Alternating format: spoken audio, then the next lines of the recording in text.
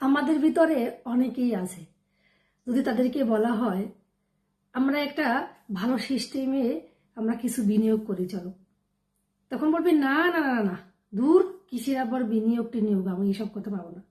আবার যদি বলা হয় যে চলো আমরা একটা আইফোন কিনি, প্রো ম্যাক্স আসছে বাজারে, চলো আমরা কিনি, তখন যে কোনো উপায়ে সে কিনতে রাজি আছে। বরং বরঞ্চ ওই ফোন দিয়ে কিছুই হয় না, একটা নর্মাল ফোন যা কাজ করে ওটাও সেই রকম কাজ করে, কিন্তু সেই একটা বিনিয়োগে যে তার জীবনটা পরিবর্তন হবে সেটা সে বুঝতেই পারে না।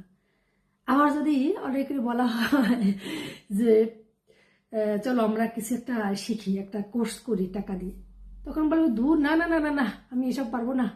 আবার যদি বলা হয় যে তাদেরকে বলা হয় যে চলো আমরা একটু এক জায়গায় ঘুরতে যাই, তখন সে গাঠি বস্তা বেঁধে সে রাজি, যেতে রাজি।